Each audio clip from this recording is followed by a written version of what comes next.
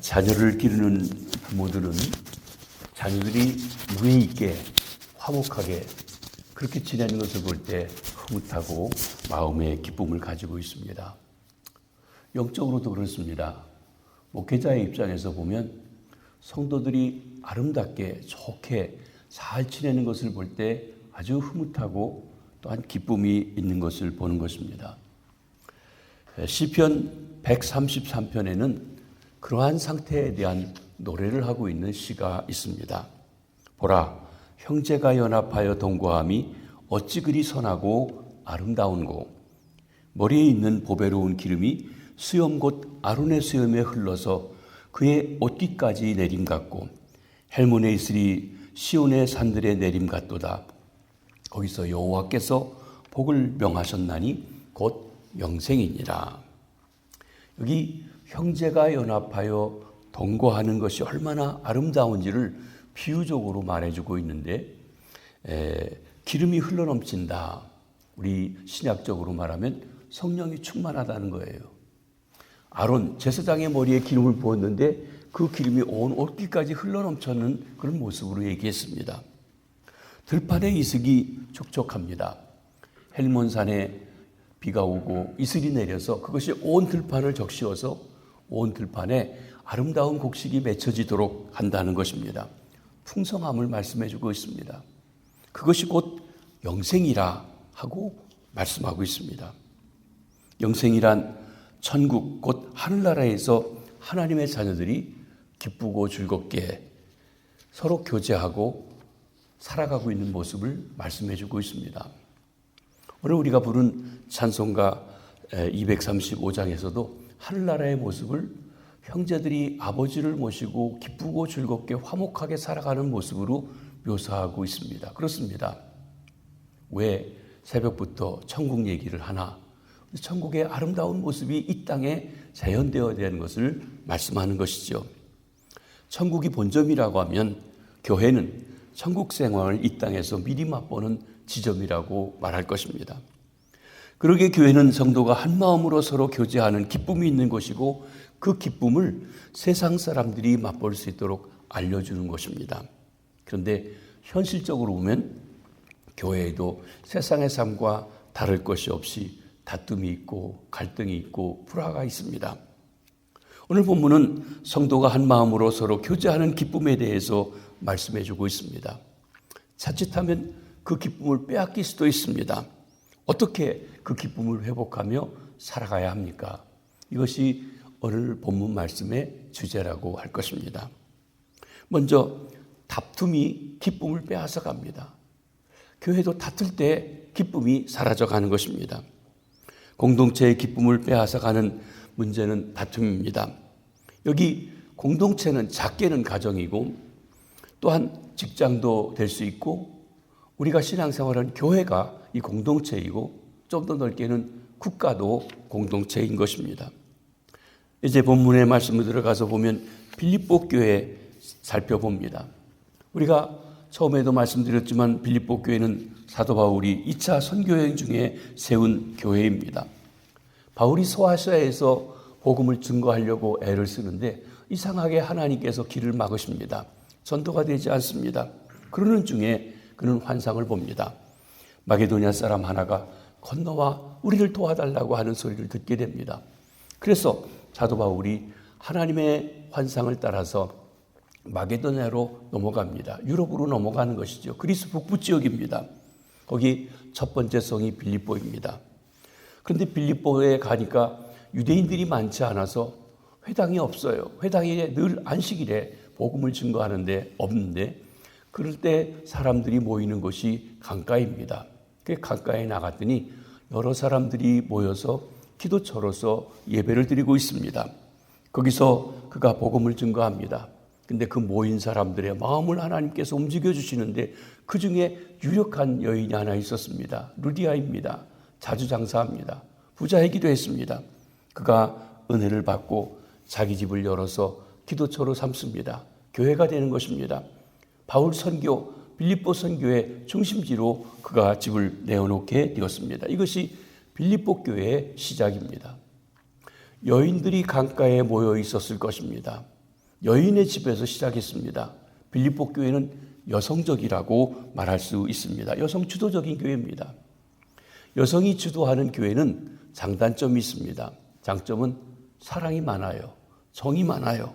그래서 사도 바울이 선교할 때 처음부터 늘 이렇게 도와줬습니다. 또 옥에 갇혀 있다는 소식을 듣고도 정성을 다해서 선물을 보내고 격려하고 위로해주는 정이 많고 사랑이 많습니다. 그런데 오늘 본문에 보니까 단점이 생겼습니다. 그건 뭔가 하면은 여성들의 약점인 시기, 질투, 다툼입니다.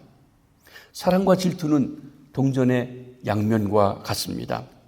빌립보 교회 안에 4장 2절에 보면 유오디아와 순도계라고 하는 두 여인이 서로 세력 다툼을 한 것 같아요. 이 싸움이 얼마나 센지 교회가 시끌시끌합니다. 두 파로 나눠졌습니다. 갈등이 심하게 된 것입니다. 절사에 경쟁적이고 질투하며 시샘을 내다 보니까 교회가 화목을 잃었습니다. 교회가 마땅히 가져야 할 기쁨을 잃어버린 것입니다. 그래서 사도 바울 선생님은 하나가 되어야 한다고 하는 이야기를 하면서 그의 걱정, 염려 속에서 하나님의 말씀을 증거해 주고 있습니다. 그러면 하나가 되지 못하는 게 무엇입니까? 자기 자랑 때문이라고 그랬습니다. 자기 자랑이 불신앙이고 불신앙이 곧 교만으로 통합니다. 교만할 때 자기가 잘난 것입니다. 그때 자기가 하나님이 되기도 해요. 여러분 잘난 분 많습니다. 그런데 그 자기 자랑으로 나타날 때 공동체의 화목을 깬다는 거예요. 비슷한 말씀입니다만 자기 우월감입니다. 아무 일이든지 다툼이나 허영으로 하지 말라. 주의 일을 할 때 다툼이나 허영으로 해서는 아니 된다는 것입니다. 경쟁심, 상대적으로 평가하는 거죠. 쟤는 나보다 못하다. 내가 낫다. 내가 난지 저 사람이 난지 하는 진정한 평가는 하나님이 하실 일이기 때문에 그가 누구이든지 간에 서로 존중하며 해야 되는데 다툼으로 합니다. 자기 집착입니다. 자기 주관이란 틀 속에 갇혀 있습니다. 4절에 보면 각각 자기 일을 돌볼 뿐더러 또한 각각 다른 사람의 일도 돌보아라 그랬습니다. 자기 일을 성실히 해야 되지만 나만 잘하면 되지 않아요. 다른 사람이 어떤 일을 맡았고 어떻게 보조를 맞춰 가야 되는지 한다는 것입니다. 나만 빨리 잘 달리기만 하면 되는 것이 아닙니다. 그러니까 함께 보조를 맞춰 달릴 수 있어야 되는데 그러지 않고 지금 자기 집착이 강합니다. 자기 방식대로 해야 된다는 거예요. 다른 사람이 나와 같이 되기를 바라기보다는 내가 다른 사람에게 맞추어 나가야 돼요. 그런데 갈등이 생길 때 보면 자기가 하는 것이 전부라고 고집하게 될 때 하나가 되지 못한다는 것입니다. 그러면 이런 교회, 이런 가정에서 어떻게 우리가 한 마음이 되고 그리고 기쁨을 회복할 수 있겠습니까? 먼저 한 마음을 품으라고 했습니다. 2절에 마음을 같이하여 같은 사랑을 가지고 뜻을 합하여 한 마음을 품으라. 그래서 나의 기쁨을 충만하게 하라. 어떻게 해야 합니까? 한 마음이 되어야 한다고 했어요. 본문에 4번이나 거듭거듭 강조하는 말씀이 한 마음을 품으라 말씀하시는 것입니다. 우리는 그리스도의 마음에서 한 마음이 되어집니다. 여기 바울 사도가 그리스도의 마음을 말씀하시는 것입니다. 각각 자기보다 남을 낮게 여기라고 그랬습니다. 3절에 아무 일에든지 다툼이나 허영으로 하지 말고 오직 겸손한 마음으로 각각 자기보다 남을 낮게 여기고. 우리 한국 교육은 항상 경쟁적이었어요. 누가 1등하냐, 누군가를 밟고 올라가야만 내가 성공한다고 생각을 한 거예요. 그러다 보니까 함께 일하는 것보다는 남을 누르는 경쟁심이 교육의 중심이었는데 잘못된 것입니다. 우리가 미국에 와서 자녀들을 기르면서 교육하면서 보는 것은 함께 하는 것, 경쟁보다는 함께 서로가 각자의 가진 것을 개발하는 것, 그래서 공헌하게 하는 것이 교육의 방향에서 큰 차이가 있다고 하는 걸 보게 됩니다. 남을 낮게 여긴다, 남을 존중한다는 것이에요. 근데 한국말에 남을 낮게 여긴다는 낮자가 시옷자일 때하고 지읒자일 때하고 뜻이 달라지죠. 시옷자일 때는 존중해 주는 건데 지읒자일 때는 무시하는 게 돼버려요. 그래서 그냥 들을 때는 아주 비슷한데 다른 뜻을 받아들일 수가 있습니다. 남을 무시하는 것에서는 결코 하나가 되지 못해요. 아주 실력이 월등하게 차이가 나도 누가 나를 무시하면 상대방에 대한 존경을 갖지 않습니다. 싫어합니다. 하나가 될 수 없다는 것이에요. 다른 사람의 일도 돌보라고 그랬습니다. 섬김은 내 입장에서 하는 것이 아니라 섬김받는 사람의 입장에서 해야 됩니다. 우리가 한 마음이 될 때 기쁨이 충만해지게 됩니다. 그러면 어떻게 한 마음이 될 수 있습니까? 오늘 본문이 말씀하는 내용의 핵심은 그리스도의 마음에서 하나가 되라고 말씀하십니다. 여기 하나가 되는 아주 중요한 원리를 말씀해 주고 있습니다. 우린 서로 그런 이야기를 하죠. 서로가 양보를 조금씩만 하면 잘 될 텐데 그럽니다. 그런데 말은 쉬운데 사실은 그렇지가 않아요. 양보한다고 하나 되는 것도 아니라는 것입니다. 내 마음으로 하나 되는 것도 아니고 내 마음으로 하나 되는 것도 아닙니다. 그리스도의 마음으로 하나 될 때만이 진정한 하나가 되고 천국의 기쁨을 누릴 수 있음을 말씀해 주고 있습니다. 너희 안에 이 마음을 품으라. 곧 그리스도 예수의 마음이니. 바로 이것입니다.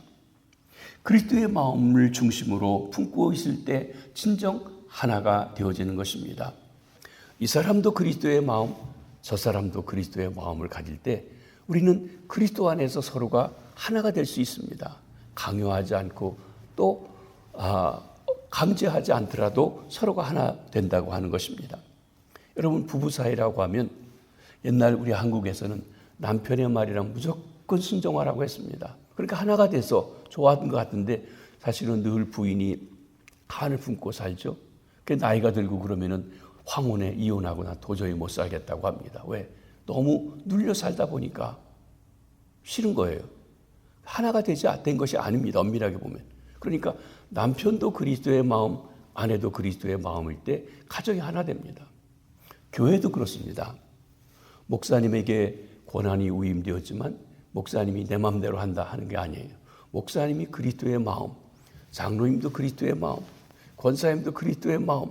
그러면 자동적으로 이게 한 마음이 되어서 그 아름다운 사랑의 공동체가 되어질 수 있다고 하는 것을 말씀합니다. 그래서 바울 사도가 오늘 본문에서 다툼과 갈등이 있는 이 교회 안에서 기쁨을 회복할 수 있는 방법이 무엇인가? 그리스도의 마음을 품으라고 말씀하십니다. 그리스도의 마음을 품으라. 그러면서 그리스도의 마음이 어떤 마음인지 구체적으로 말씀해 줍니다. 먼저는 남을 배려하는 마음입니다. 남을 높이는 마음입니다. 맘먹으려고 하지 않는다는 것이에요. 5절에 그는 근본 하나님이시니 하나님과 동등됨을 취할 것으로 여기지 아니하시고. 여러분, 예수 나사렛 사람, 그분은 한 인간으로 오셨지만 본질적으로 보면 태초부터 계셨던 하나님이십니다. 하나님이 사람이 되신 분이십니다. 하나님의 본성, 하나님의 속성을 가지신 크고 위대하신 분이라는 거예요. 하나님이신 예수 그리스도가 하나님과 동등함을 여기지 않고 스스로 낮아져 사람이 되셨습니다. 우리 어린애 말로 맘먹으려고 하지 않았다는 거예요. 맘먹을 수 있는데 맘먹으려고 하지 않아요. 사람의 모양이 되셨습니다. 이 모양은 시간의 경과에 따라 혹은 환경의 변화를 따라 변하는 외적 형상을 가졌다는 것입니다. 그래서 우리와 똑같이 먹고 마시고 피곤도 하시고 주무시기도 하시고 울기도 하시고 야단도 치시고 하시는 인간이 되셨습니다. 창조주가 피조물이 되셨습니다. 영원하신 분이 시간 속에 들어오셨습니다.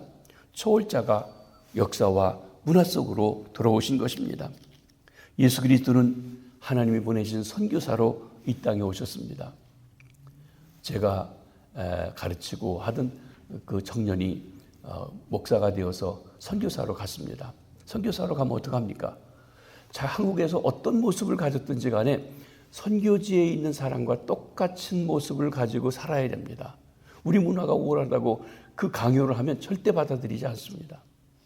그러니까 하늘에 계신 하나님이 우리와 똑같은 모습을 가지고 이 땅에 오셨던 분, 그분이 예수 그리스도라는 것입니다. 그분에게 가당치 않은 모습, 아주 보잘것없는 모습을 가지고 이 땅에 오셨습니다.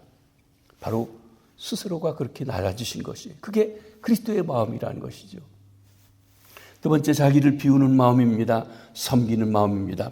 자기를 비워 종의 형체를 가져 사람들과 같이 되셨고 7절이었습니다. 예수 그리스도께서 본질상 하나님의 속성을 가지고 계셨듯이 이제 사람이 되어서 종의 실제 속성을 스스로 가지셨습니다. 자기 비움을 통해서입니다. 통해서 무엇을 끄집어내는 것, 비운다고 이야기하는 것입니다. 물을 쏟아붓듯이 비우는 것입니다. 사람들은 남을 다스리고 명령을 하고 그리고 군림하고 떵떵거리고 싶어 합니다. 그런데 그럴 수 있는 위치에 계신 분이 낮아지셨습니다. 종이 되셨습니다. 자기를 비워 종이 되어 섬기러 오신 것입니다. 심지어 자기 목숨을 많은 사람들의 대속물로 주어서 대신 죽어줌으로써 살리기 위해서 오셨습니다. 제자들의 발을 씻기는 섬기러 오셨습니다. 이 섬기는 마음이 상대방의 입장에서 그 필요를 채워줍니다. 섬기는 이는 자기보다 남을 높여 여깁니다. 낮게 여깁니다. 섬기는 사람은 남을 우습게 여기지 않습니다. 오히려 정말 보잘것없는 사람을 정성을 다해 무릎을 꿇고 다리를 내려서 그와 눈을 맞추고 돌아보아 주는 것입니다. 사랑하는 성도 여러분, 우리가 품어야 할 마음은 바로 섬기는 마음이라고 하는 것입니다. 세 번째, 죽기까지 복종하는 마음입니다. 8절에 사람의 모양으로 나타나셨으니 자기를 낮추시고 죽기까지 복종하셨으니 곧 십자가에 죽으심이라. 하나님의 본체이신 예수님은 자기를 비워서 사람이 되셨습니다. 종이 되셨습니다. 단순히 모습만 종이 되신 것이 아니라 철저하게 순종하십니다. 순종하는 종이 되셨다고 그랬어요.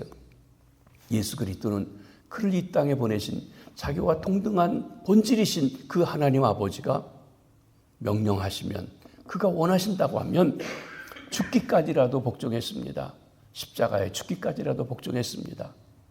우리가 늘 돌아보는 말씀처럼 겟세마네 동산에서 십자가 지기 전에 주께서 기도하시죠. 아버지, 하실 수만 있다면 이 잔을 내게서 피하게 해 주십시오.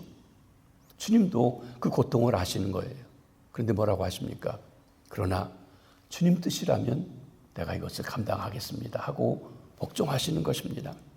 그 복종으로 삼위 하나님이 일체가 되어서 역사하시게 되어진 것입니다. 그렇습니다. 그 복종이 바로 하나가 되는 가장 중요한 마음이기도 합니다. 이 복종하는 마음이 있을 때 한 마음 되도록 마음을 같이 할 수가 있습니다. 자기 고집을 부리고 자기 입장, 자기 이익만 내세우게 되면 결코 하나가 될 수 없습니다. 우리 그리스도인들은 하나님의 뜻에 복종해야 합니다. 그래서 우리가 기도하는 것, 말씀을 듣는 것, 성경을 보는 것, 예배하는 것, 하나님의 뜻을 분별하는 것입니다. 하나님께서 우리 교회로 말하면 교회에 위임된 권위가 있습니다. 교회는 나이 순으로 하지 않습니다. 학벌 순으로 하지 않습니다. 교회는 누가 돈이 많으냐로 일하는 것도 아닙니다. 하나님께서 우리가 원튼 원치 않든 담임 목사를 통해서 일하십니다. 담임 목사에게 권한을 주셨어요. 담임 목사님이 나보다 나이가 많지만 적지만 어리지만 존중합니다. 왜냐? 하나님이 그를 세우셨기 때문에. 우리가 다윗의 이야기에서 사울이 그를 죽이려고 할 때 오히려 죽을 수 있는 기회가 있었는데, 죽일 기회가 있었는데 죽이지 않은 이유가 무엇입니까? 하나님이 기름 부어 세워준 사람이기에 하나예요. 하나님의 위임된 권위를 존중하는 것입니다. 장로님들에게 교회에서 또한 권위를 위임해 드렸습니다. 그 장로님들을 통해서 당회의 일을 하고 교회 일들을 이끌어 가도록 그렇게 해 주신 것입니다. 그러면서 그러려고 하면 목사님도 그리스도의 마음을 가지고 장로님들도 그리스도의 마음을 가지고 서로 존중하며 일해야 되지만 교인들은 그분들의 권위를 존중하며 나갈 때 하나가 되어진다는 것이, 가정에서 아버지의 권위, 남편의 권위, 회사에서 사장님의 권위 또는 윗사람의 권위에 대해서 말씀하고 있는 것입니다. 내 일만 돌아볼 것이 아니라 다른 사람들의 일도 돌아보아서 질서 속에서 서로 복종해 나가야 합니다. 그래야 한 마음이 될 수 있는 것입니다. 주님의 마음을 품는 것은 나가서 그리스도를 주로 모시는 것이라고 말할 수 있습니다. 우리는 예수 그리스도를 주님으로 바로 섬길 때 예수 그리스도의 마음을 품게 됩니다. 우리 주 예수, 주라고 하는 말을 아주 쉽게 사용하는데 이 주님이라고 하는 헬라 말로 큐리오스라고 하는 말은 당시에는 황제들에게 쓰여졌습니다. 절대 백성들의 생사여탈권을 가지고 있는 황제에게 쓰는 말이 큐리오스라고 하는 말입니다. 그런데 우리 그리스도인들은 황제가 큐리오스가 주님이 아니라 예수가 십자가에 달려 죽으시고 부활하신 예수가 큐리오스라고 고백했습니다. 그리고 이방 사람들은 그들의 신에게 큐리오스라고 했습니다. 주님이라는 것입니다. 주인이지요. 그렇습니다. 그리스도인은 예수를 주님이라고 고백하고 그 발 아래 엎드려 경배하며 그분을 주님으로 섬기는 사람들입니다. 오늘 본문에서 예수님을 어떤 분이라고 설명합니까? 바울 사도가 예수님을 소개합니다. 그래서 주님을 노래하는 부분이 오늘 본문의 말씀이기도 합니다. 그는 모든 이름 위에 뛰어난 분이십니다. 9절에 이러므로 하나님이 그를 지극히 높여 모든 이름 위에 뛰어난 이름을 주사 하나님께서 그를 복종하여 이 땅에 오신 그분, 제자리에 발을 씻겨주신 주님, 십자가에서 처절하게 죽음을 당하신 그분을 높여주셨습니다. 죽음에서 부활시켜 주셨습니다. 나아가서 하나님 보좌 우편에 앉혀주셨습니다. 그리고 하늘과 땅의 모든 권세를 그분에게 주신 것입니다. 모든 이름 위에 뛰어난 이름을 주셨습니다. 그리고는 모든 이름이 그분의 이름 앞에 무릎 꿇어 경배하도록 하신 것입니다. 10절에 하늘에 있는 자들과 땅에 있는 자들과 땅 아래에 있는 자들로 모든 무릎을 예수의 이름에 무릎 꿇게 하시고 하늘에 있는 자 천군 천사입니다. 땅에 있는 자 살아있는 사람들입니다. 그리고 나아가서 땅 아래에 있는 자는 죽은 자들까지도입니다. 즉 이 땅에 오갔던 모든 사람들 다 그분의 이름 앞에 무릎 꿇는 높고 존귀하고 위대한 분이시라는 것입니다. 그렇습니다. 예수 믿는다는 것은 예수의 이름 앞에 무릎 꿇는다는 것입니다. 예수님을 경배하는 것입니다. 예수를 진정 예배하며 나아갈 때 그리스도의 마음을 품을 수 있게 되어지는 것입니다. 모든 입으로 주님을 시인하는 예수 그리스도입니다. 11절에 모든 입으로 예수 그리스도를 시인하여 하나님 앞에 영광을 돌리게 하셨느니라. 예수가 주님이라고 하는 것은 예수께서 전 우주 만물을 다스리는 주권을 가지신 왕이라고 하는 것을 말씀합니다. 예수를 주라고 시인하는 것, 하나님의 뜻이 예수 그리스도 안에서 이루어졌음을 고백하는 것입니다. 예수를 주라고 믿고 시인하는 것, 그 사람은 구원을 받으며 하나님께 영광을 돌린다고 그랬습니다. 누구든지 주의 이름을 부르는 자는, 예수가 주라는 것을 믿는 자는 구원받는다고 했습니다. 사랑하는 성도 여러분, 여러분은 예수 그리스도를 여러분의 주님으로 시인하십니까? 그런 줄 믿습니다. 그런데 우리가 입으로 고백할 뿐만 아니라 실제 삶에서 그 주인의 뜻을 따라 살아가고 있으신지요? 그 주님을 참으로 예배하고 계십니까? 우리가 예수를 주로 시인하면 그 주님의 뜻 안에서 복종하며 살아갈 때 우리의 마음이 주님의 마음을 품게 되어지는 것입니다. 그때 예수 그리스도의 마음을 갖게 될 때 우리의 공동체, 교회가, 가정이, 나가서는 직장이, 더 나가서는 사회가 하나가 되어서 하늘의 기쁨을 충만하게 누릴 수 있게 된다고 말씀하십니다. 스스로 높아지려고 하면 갈등과 불일치 그리고 다툼이 생기게 됩니다. 그러니 그리스도의 마음을 가지고 그리스도를 섬기며 하나님을 높일 때 진정 하나가 되어 기쁨이 충만한 공동체가 되어지는 것입니다. 오늘 본문을 시작할 때 시편 133편을 읽었습니다. 다시 한번 읽고 마치려고 합니다. 형제가 연합하여 동거함이 어찌 그리 선하고 아름다운고 머리에 있는 보배로운 기름, 그 기름이 수염 곧 아론의 수염에 흘러서 그 옷깃까지 내린 같고 헬몬의 이슬이 시온 산들에 내림 같도다. 거기서 여호와께서 복을 명하셨나니 곧 영생이로다. 우리가 그리스도 안에서 하나가 되어 기쁨을 누리는 아름답고 귀한 주의 백성들, 주님의 교회, 우리 시온 성결교회 되기를 주의 이름으로 축원합니다. 기도하겠습니다. 주님, 빌립보 교회, 사랑으로 섬겨진 교회, 갈등이 생겨서 안타까운 마음에 바울 사도가 형제가 연합하여 하나가 되는 아름다운 기쁨을 회복하도록 말씀을 주셨습니다. 하나님, 우리 한 사람 한 사람이 다 다른 개성을 가지고 있어 때로는 갈등이 있는 것이 사실입니다. 그러기에 누구의 마음이 아니라 우리가 주님으로 모시는 주님의 마음으로 하나가 되어 진정 아버지 하나님을 모시고 하나님이 예비하신 기쁨을 누리며 살아가는 주님의 교회, 주의 백성들의 가정이 될 수 있도록 축복해 주시옵소서.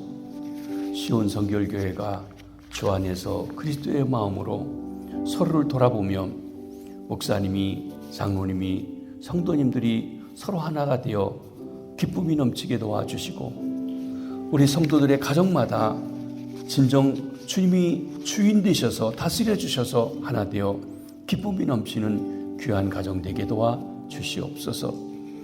7월 태국에 선교 나가 증거할 때 주님이 그들의 주님도 되심을 증거하게 하시고 우리 안에 있는 기쁨을 그들에게 드러내 보여줄 수 있게 해 주시며 그들 속에도 주님을 알고 참 하늘의 기쁨을 누리는 놀라운 역사가 있게 도와주시옵소서.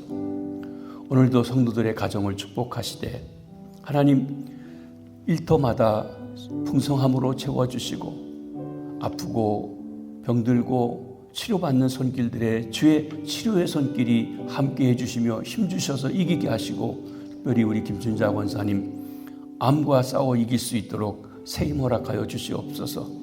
학교 가서 공부한 우리 자녀들에게 지혜와 총명을 주시고 꿈과 비전을 허락해 주시옵소서. 오늘도 주님 안에서 승리하게 하옵소서. 감사합니다. 축복합니다. 예수님의 이름으로 기도하옵나이다. 아멘.